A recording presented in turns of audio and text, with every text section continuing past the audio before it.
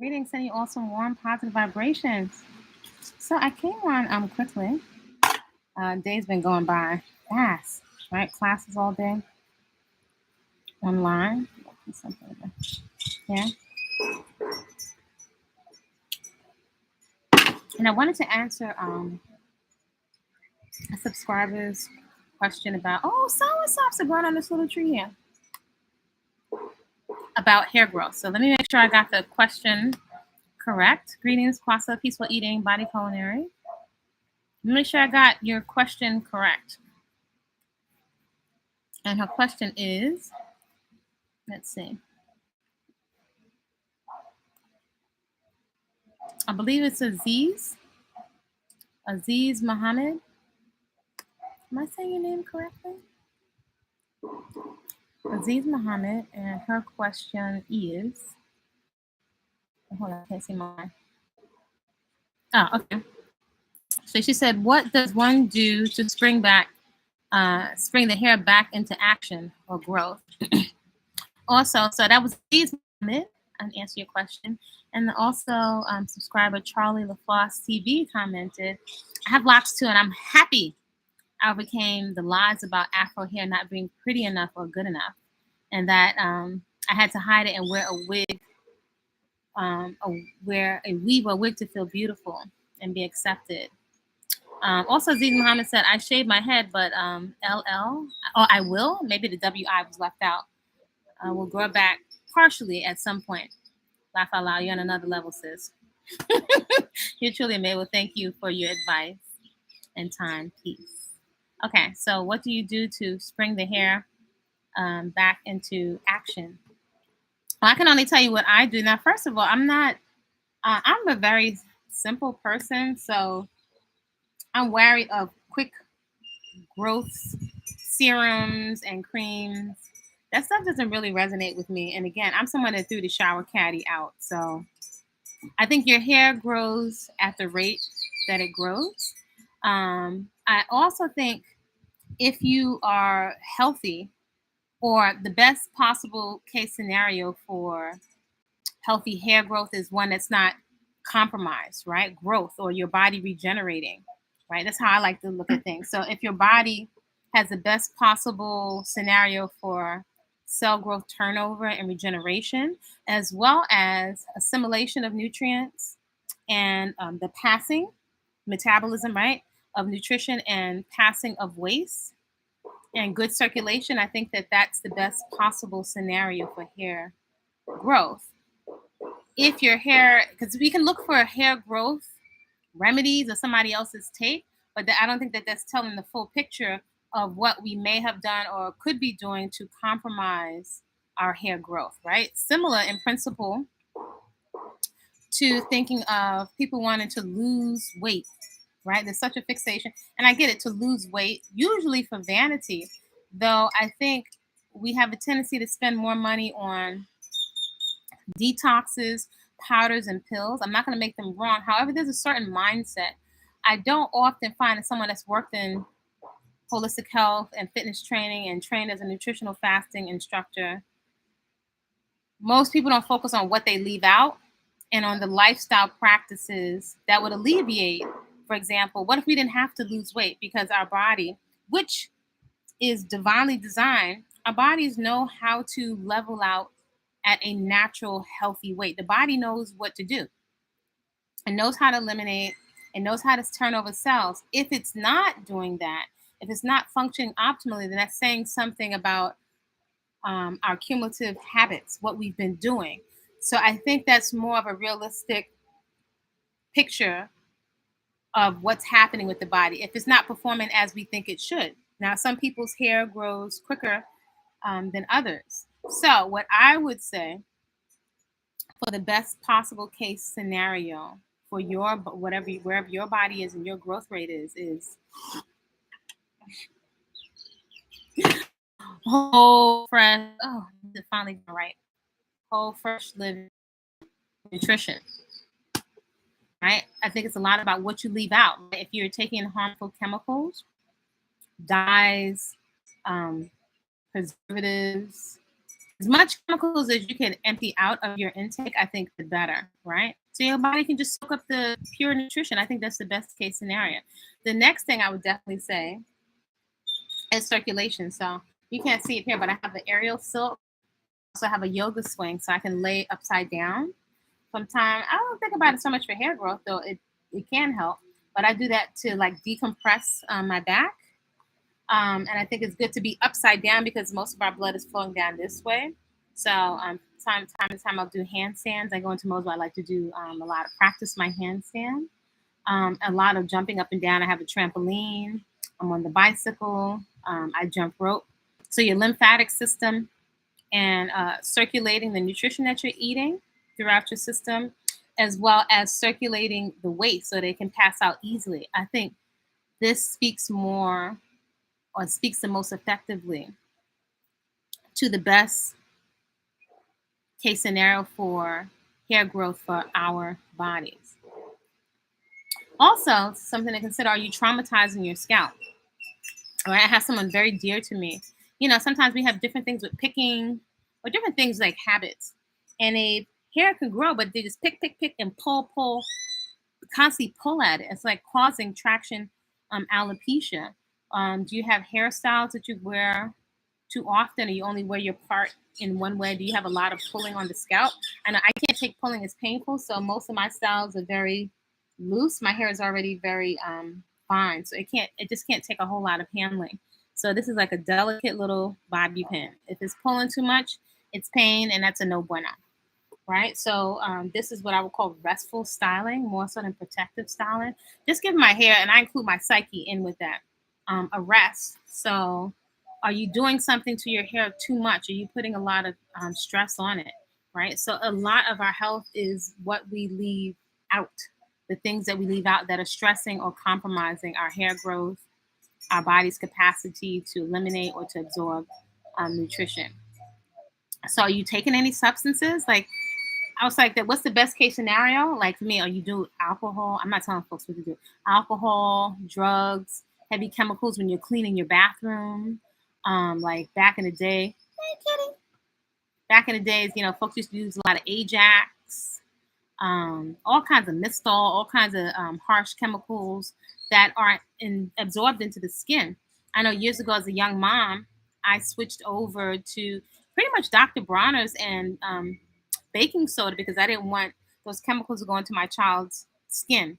So years ago, I switched over, many years ago, 30 something years ago, I switched over to everything all natural because I was very clear. Like when I used to clean the tub, I grew up with Ajax and Comet, and those caustic fumes, I remember them in my throat, and I was like, I can't have this in my child's throat. So I felt like Dr. Bronner's was very expensive then, but I was like, I just don't want those chemicals around my son. So only you can look to see if there's anything that may be compromising your hair growth. Sometimes we've done certain things that can damage our body parts and they don't bounce back. So my hair doesn't fully grow back right here from braids that were too tight. That was damage.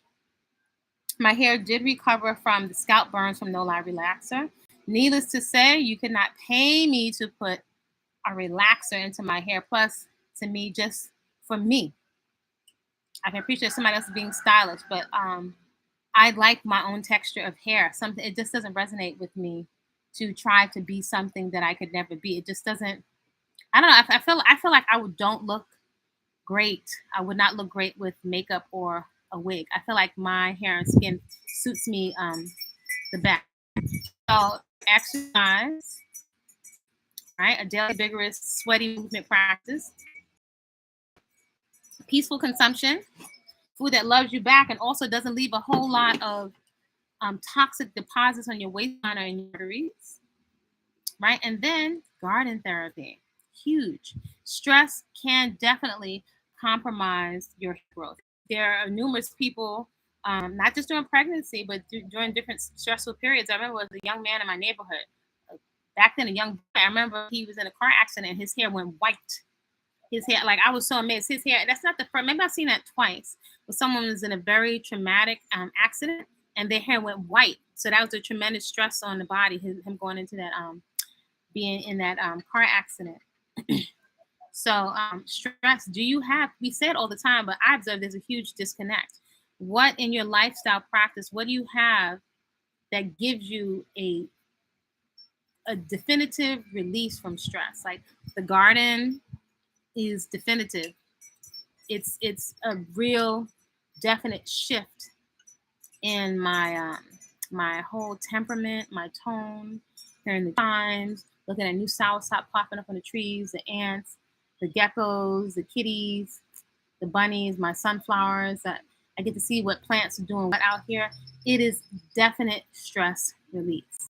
It goes beyond stress release to not just releasing stress, but there's a type of it's like a type of relaxation, a pleasurable relaxation that comes from the garden. So to the point where I need a garden wherever I live now. Whatever I have to do to create a garden, I think it's huge to implement. And I speak all the time these lifestyle practices on this channel: peaceful consumption, garden therapy, and a daily movement practice. These are things that you have access to. And that will likely mean that you may have to swap off one activity for another in order to manage your schedule and to fit them in. But I prioritize these three leverage lifestyle practices because they give me back so much more for the investment of my time. So that's what I would say, Aziz, and in terms of hair going into, I know about rapid growth, right? Because everyone's body grows or repairs, or everyone has their own state of hair growth. Yet, whatever your state of hair growth is may be compromised by your lifestyle practices and definitely by your consumption and perhaps your quality of sleep or a lack of quality or insufficient sleep. Because even with the best foods, even with all these living foods, at some point your body has to plug back into the charger, right? To hey Kitty, you coming over here? My body don't want to smell you on me. So at some point your body may need it does need to recharge. There's no way around it. Red caffeine, all these different pills and stuff is not a substitute for rest and relaxation and regeneration. They're not the same. One is a stimulant, like shocking you to keep going past the period where you need to go rest and repair. So that would be my answer, Aziz. Hopefully that's helpful. That would be my approach. I don't even consider chemicals and stuff for rapid growth. It just doesn't make sense to me. Now, I do think perhaps if you have a deficiency, here's another kitty. I do think perhaps if there's a deficiency, there are things you can do more of. Like, I don't know how much greens you're doing. I don't know if you massage your head. Massage is something that, for the most part, I've implemented into daily breast and stomach massage, as well as scalp massage. So I'm not worrying about trying to keep all kinds of parts in my hair. I'm not worried about oil because I don't have any oil in my hair. So those things I can do freely. All right, so hopefully that's helpful. I just wanted to come on just to answer your question. If anyone has any more questions, let me know. You can drop them in the chat. If you haven't subscribed, please subscribe to the channel. You can feel free to support the channel if you find some value here. Feel free to share some of the movement practices. There are movement practices that are up. Sometimes I will rotate if you're new to the channel. There's a 5 a.m. workout every day, Eastern Standard Time. There's a full workout. If you're in the coaching, we just finished Sunday coaching, which is every Sunday at 2 p.m. Eastern Standard Time. That's coaching around whole, fresh living, unprocessed foods and fitness. So today we were studying, because it's not just feel good and talking about astrology and chakras. We're actually studying so you can understand type 1 diabetes, type 2, blood pressure, blood sugar, caffeine, its an effect on the body, as well as looking at our individual workouts and our results. Also looking at what do you need to do to shift your results. So group coaching, that's available. You can reach out to me if you'd like to participate in that at BODYCULINARY.com. There's the raw vegan goddess cakes and living passion cakes. You don't need a dehydrator for that. That's on body-culinary.com. Flower Fit Community. You can fill out an application in the About section. Must be able to identify you. If I can't identify you, I don't know how to spell it out. Security is non-negotiable for me. So if it's no avatar and it's just really weird and no protocol, I don't know what to tell you. I can't do anything if I cannot identify people. It's already sketchy dealing with strangers on the internet. So Flower Fit Community, again, is focused around positive accountability, your movement practice, sharing the results from your fitness tracker, your heart rate monitor, sharing what you're doing inside of your garden. and also sharing what you're doing on your journey of whole, fresh, living, unprocessed foods as a lifestyle, as a lifestyle. Labels, you call yourself as your BI, bubble eye, beeswax business. We're more concerned about results and learning, on your journey, because it's been a journey. It's been over 30 years for more. So feel free. Check that. Is there anything that I'm forgetting? Goddess Cakes. Oh, if you don't have a copy, download your copy of Whole Living Foods in the Hood with menus to fit your budget. So you can see the different shopping lists and different costs, different receipts for what they cost, and different tips to shorten your learning curve if you're embarking on eating whole, fresh living and unprocessed foods as a lifestyle. Okay, I'm gonna jump off of here. Create a great rest of the day. Like, comment respectfully, and subscribe. See you soon.